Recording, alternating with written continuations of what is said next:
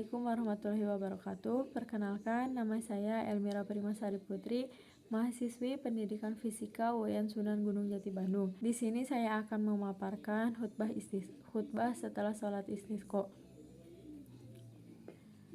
Alhamdulillahilladzi arsala rasulahu bil huda wa dinil haq liyuzhirahu 'ala dini kullih walau karihal musyrikun. Asyhadu alla ilaha illallah wa asyhadu anna Muhammadan abduhu wa rasuluh. Amma ba'du. Qala Allahu ta'ala fil Qur'anil Karim, a'udzu billahi minasyaitonir rajim. Wa lanabluwannakum bisyai'im minal khaufi wal ju'i wa naqsim minal amwali wal anfusi wath thamarat wa basyiris sabirin. Al-ayah. Pertama-tama, marilah kita panjatkan puji serta syukur kehadirat Allah Subhanahu wa Ta'ala, yang mana Ia telah memberikan kenikmatan kepada kita semua, yaitu diantaranya nikmat umur dan nikmat sehat yang tidak bisa kita hitung satu persatu. Bahkan ilmu matematika pun tidak dapat membantu untuk menghitung seberapa banyak nikmat Allah yang telah diberikan kepada kita semua. Tak lupa, sholawat serta salam marilah kita curah limpahkan kepada junjungan Nabi kita, yaitu Nabi Muhammad SAW, kepada para keluarganya, sahabatnya, tabi'in, itba'ut tabi'in, dan sampailah kepada kita semua selaku umatnya yang masih memegang teguh ajarannya, yaitu agama Islam. Seperti yang telah tadi dibacakan di dalam mukadimah, yaitu Quran Surat Al-Baqarah ayat 155 yang menjelaskan bahwa dan kami pasti akan menguji kamu dengan sedikit ketakutan, kelaparan, kekurangan harta, jiwa, dan buah-buahan, dan sampaikanlah kabar gembira kepada orang-orang yang sabar. Nah, maksud dari ayat ini yaitu bahkan Allah saja sudah memberi ancaman kepada kita semua, baik itu kepada kaum muslimin, bahkan kaum musyrikin, yaitu Allah akan memberikan cobaan berupa ketakutan, kelaparan,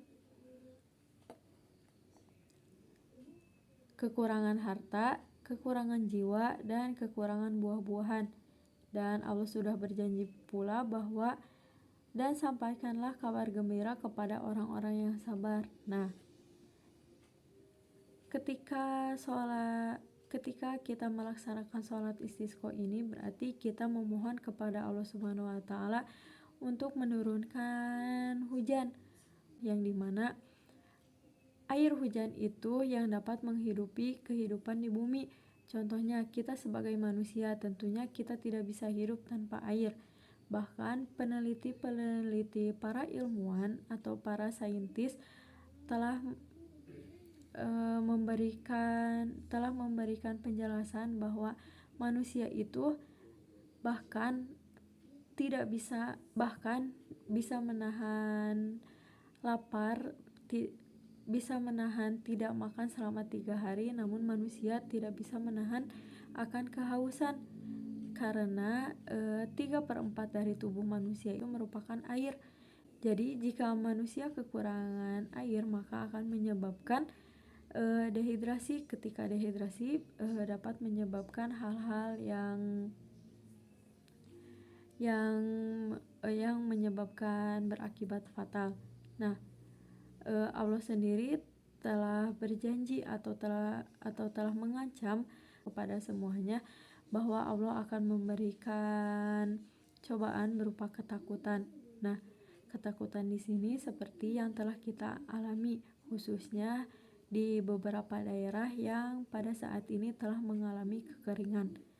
Bahkan tim dari BPBD ataupun dari yang lainnya telah merancang bagaimana agar tidak terjadinya kekeringan. Nah, di dalam ayat ini kita sendiri telah merasakan bahwa kita telah merasakan ketakutan akan ketakutan kurangnya air. Ketika tidak adanya hujan, maka padi buah-buahan, jagung, bahkan sayuran, apapun yang ditanam jika tidak air maka akan layu atau tanaman itu tidak akan tumbuh. Nah, dengan adanya hujan membantu untuk menumbuhkan tanaman sehingga kita tidak akan kelaparan. Nah, di kalimat selanjutnya di dalam Quran surat Al-Baqarah ini Allah ketika akan menguji dengan sedikit ketakutan, kelaparan, nah bahkan kekurangan jiwa. Jadi kekurangannya air itu akan menimbulkan kekurangan harta. Kenapa? Karena kita lihat ya dari petani bisa menghasilkan apa yang ditanamnya itu. Misalnya petani jagung bisa menghasilkan jagung itu dengan bantuan adanya air dari air hujan. Nah, jika tidak terjadinya hujan, maka petani itu harus berusaha agar si jagungnya itu tersiram oleh air. Harus membuat hujan seperti hujan buatan yang membuatnya itu membutuhkan biaya yang tidak murah. Petani yang menanam padi. Nah, jika di Indonesia ini tidak ada hujan, maka berdampak buruk kepada petani padi karena menyebabkan kerugian sehingga menyebabkan kekurangan harta.